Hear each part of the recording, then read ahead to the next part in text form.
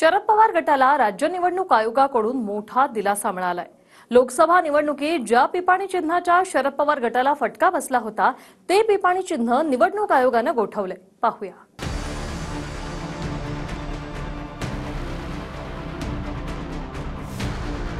विधानसभा निवडणुकांच्या पार्श्वभूमीवर निवडणूक आयोगाकडून शरद पवार गटाला सर्वात मोठा दिलासा मिळालाय।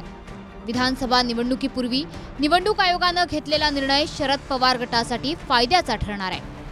शरद पवार गटाच्या तक्रारीनंतर निवडणूक आयोगाकडून पिपाणी आणि फक्त तुतारी हे चिन्ह गोठवण्यात आलंय। तुतारी म्हणून एक चिन्ह देखील चिन्हांच्या यादीत होतं, त्याचं नाव देखील तुतारी होतं आणि ते ट्रम्पेट होतं। त्यामुळे आम्हाला बऱ्याच मतदारसंघात फटका बसला। सुदैवाने एकाच लोकसभा मतदारसंघात 37,000 मतं पडली आणि आमचा उमेदवार 34,000 मतांनी पराभूत झाला। त्यामुळे विधानसभेला याचा परिणाम मतांवर होऊ शकतो आणि आमच्या उमेदवारांच्यावर अन्याय होऊ शकतो, म्हणून निवडणूक आयोगही हा निर्णय घेऊ शकतं आणि घेतला पाहिजे त्यांनी, अशी आमची मागणी आहे। निवडणूक आयोगाने कोणती चिन्ह गोठवण्याचा निर्णय घेतलाय पाहूयात। निवडणूक आयोगाकडून फक्त तुतारी आणि पिपाणी हे चिन्ह गोठवण्यात आलंय, तर शरद पवार गटाचं तुतारी वाजवणाऱ्या माणसाचं चिन्ह कायम ठेवण्यात आलंय। लोकसभा निवडणुकीत पिपाणी चिन्हामुळे फटका बसल्याचा आरोप शरद पवार गटाकडून वारंवार करण्यात आला होता। पिपाणी चिन्हामुळे मतदारांमध्ये संभ्रम निर्माण होत असल्यानं हे चिन्ह गोठवण्याची मागणी शरद पवार गटाकडून करण्यात आली होती। दरम्यान पिपाणी हे चिन्ह गोठवल्यानंतर शरद पवार गटाकडून निवडणूक आयोगाच्या निर्णयाचं स्वागत करण्यात आलंय। निवडणूक आयोगाने 50% आमच्या बाजूने निकाल दिला। त्यांनी ट्रम्पेट ठेवलं आणि ट्रम्पेट नाव दिलं, त्याचं तुतारी जे नाव होतं ते काढून टाकलं। खरं तुतारी हे नाव चुकीचंच होतं, कारण का एका निवडणूक ह्याच्यावरती एकाच नावाची दोन चिन्ह असूच शकत नाही। एक तुतारी आणि दोन तुतारी असे असू शकत नाही। केलं तर ते मोठा फटका बसला। एक जागा गेली ना आमची, त्याच्यामुळे आमचं साताऱ्याची जागा गेली।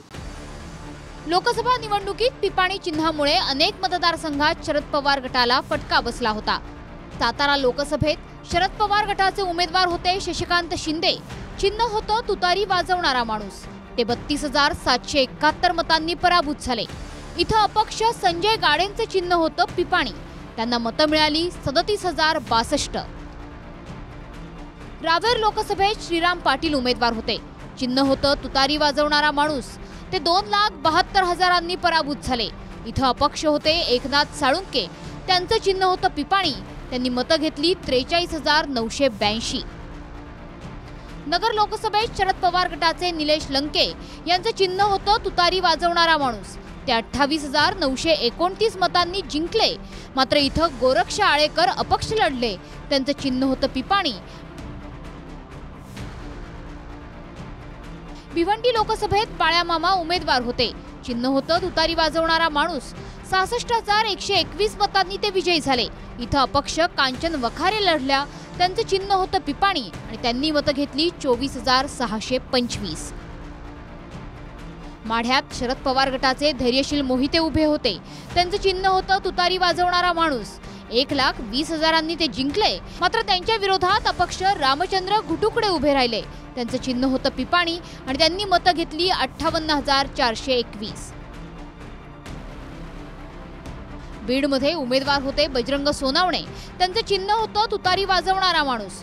सोनावणे 6,500 फरकाने जिंकले। इथं अशोक थोरात नावाचे अपक्ष उमेदवार पिपाणी चिन्हावर लढले। त्यांनी मतदान घेतलं तब्बल 54,850। दिंडोरी लोकसभेत शरद पवार गटाच्या भास्कर भगरेंचं चिन्ह होतं तुतारी वाजवणारा माणूस।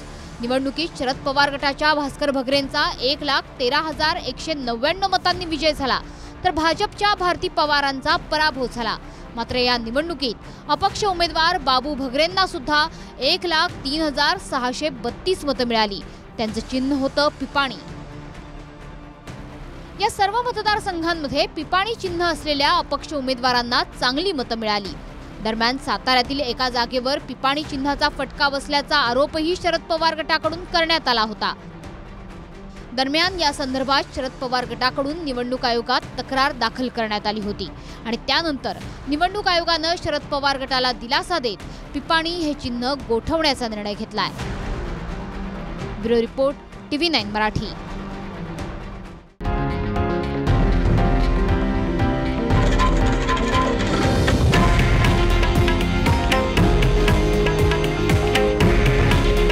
हे आहे देशातील नंबर 1 न्यूज नेटवर्क आणि आपण पाहत आहात TV9 मराठी.